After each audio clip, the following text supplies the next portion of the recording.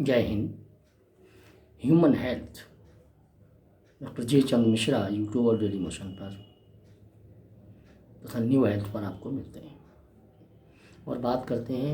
आओ अपने शरीर से बात करें, फिजिकल बॉडी से बात करें, और उसमें हम इसके अंदर कोई आकस्मिक एक्सीडेंट न हो, हेल्थ एक्सीडेंट्स को बचाने के लिए हम प्रयास करते हैं कि कुछ जानकारी बढ़ जाए तो हमारे हेल्थ के एक्सीडेंट नहीं होंगे और समय से उन्हें हम जल्दी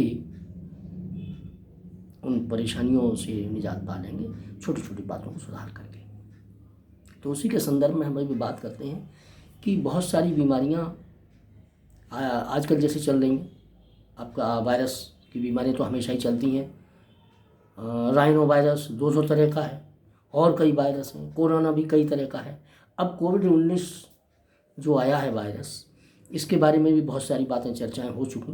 अब हम इस बात में देखते हैं कि कौन कौन सी बातें ऐसी हैं जिनसे ये जल्दी हमारे शरीरों को नुकसान पहुंचाता है, और वो नुकसान पहुंचाए उससे पहले हम अपने को अलर्ट कर लें। और हम गाइडलाइन गवर्नमेंट की है, WHO की, उसे मानें और उसके सारी प्रिकॉशंस को लें। साथ ही ये भी देखें कि उनके आगे अपडेट्स क्या आ रहे हैं। तो उनके अपडेट्स में क्या आ रहा है कि जो लोग अभी तक, जैसे लॉकडाउन था, तो लॉकडाउन में जो लोग अंदर बंद थे बहुमंजिली इमारतों में, जिन्हें विटामिन डी की मात्रा नहीं मिल पा रही थी, या ऑटोमेटिकली जिनकी शरीर में विटामिन डी की मात्रा कम थी, उनको जल्दी इफेक्ट हुआ इसका।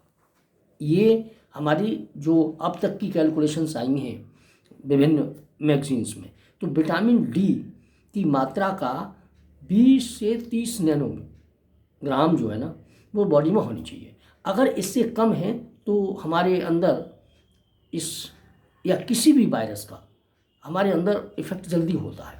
तो हमें अभी ये देखना है कि विटामिन डी की मात्रा हम 1.5 महीने से 2 महीने से लॉकडाउन में हैं या आगे भी रहें, तो विटामिन डी की मात्रा अगर हमें नहीं मिल पा रही है तो हम 20 से 30 नैनोग्राम से कम नहीं होने दें इसे। और उसके लिए मार्केट में पाउच आते हैं, 60,000 यूनिट का है, कोई कितने का, एक हफ्ते के लिए आते हैं, उनमें से ले लीजिएगा। कोई पाउच लेके हम दूध में डाल के उसको ले सकते हैं, या दूध में अगर मना है तो किसी और तरह से ले सकते हैं, लेकिन उसकी पूर्ति कर दें। तो हमें एक तो ये हो जाएगा, हमारे शरीर में प्रोटेक्शन पावर बढ़ जाएगी और हमारी इम्यूनिटी बढ़ जाएगी। दूसरी अभी रिसर्च आई है कि बहुत सारी यूरोपीय हार्ट मैगजीन में एक रिसर्च आई है जिसमें प्रकाशित हुआ है कि ये मेल्स में ज़्यादा होता है। और मेल्स में क्यों ज़्यादा हो रहा है? 70% मेल्स में ज़्यादा हो रहा है। और मेल्स में एक एंजाइम जो है ना, वो होता है, और वो एंजाइम जो है ना, वो वायरस जल्दी पकड़ लेता है उस एंजाइम के द्वारा। और मेल एंजाइम जो है ना, वो उनके लिए तो है ही, लेकिन साथ साथ जो पेशेंट हैं हार्ट के ज़्यादातर बीमारियों के, तो उनके बारे में एक वायरस जो है ना, वो है एंजियोटेंसिन कन्वर्टिंग एंजाइम, ACE2। इसकी सघनता जो है वो जिनमें ज़्यादा होती है, तो इसको वो पसंद करता है, इस पर जल्दी अटैक करता है और इसके द्वारा वो एंटर कर जाता है।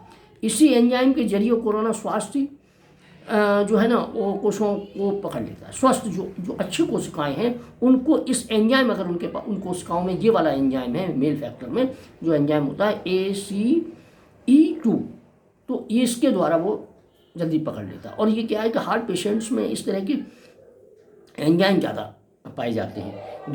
दूसरा एंजाइम है ACB, angio converting receptor blockers. तो ACB, तो ये एंजाइम है, और इनमें ये ज़्यादातर ACB जो एंजाइम है वो हार्ट पेशेंट्स को देते हैं ज़्यादातर प्रैक्टिशनर। तो अगर ऐसा है कि ACB ले रहे हैं या ACE2 ले रहे हैं, तो उनको ज़्यादा सावधानी बरतने की ज़रूरत है जो हार्ट पेशेंट है। कोई भी वायरस एंजाइम के द्वारा शरीर में जल्दी प्रवेश करता है, और उनमें जो खास एंजाइम है वो ACE2 है और ACB है। तो इनको ये है क्या, एंजियो कन्वर्ट जो है ना, वो रिसेप्टर है, एक तो रिसेप्टर ब्लॉकर्स है और एक है एंजियो कन्वर्टिंग एंजाइम। तो एंजियो कन्वर्टिंग एंजाइम जो है ना, जिसे ACE2 नाम से जाना जाता है, और एक ACB। तो इन दोनों एंजाइम्स की मात्रा जिनके शरीर में दवाइयों के द्वारा किसी के द्वारा ज़्यादा हो गई है, उनको विशेष रूप से ये जल्दी जो हेल्थी हमारी सेल्स हैं, उनको ये कोविड-19 है, इसकी जो वायरस है वो जल्दी जो है रिसीव कर लेता है और जल्दी से जल्दी फैल जाता है। तो हार्ट पेशेंट हैं, बुज़ुर्ग हैं या वैसे हैं जो इस तरह की दवाइयाँ ले रहे हैं, उनकी इम्यूनिटी वास्तव में कम हो जाती है, उसकी वजह से ये परेशानी बढ़ जाती है। दूसरी चीज़, विटामिन डी की कमी। विटामिन डी की कमी जिन लोगों में पाई गई है उनको भी जल्दी असर करता है। और उसका कारण क्या है कि जहाँ पर धूप कम होती है जिन देशों में, वहाँ पर स्टैंडर्ड वैल्यू जो हमारी विटामिन डी की है वो कम थी, वहाँ पर ज़्यादा मौतें हुई।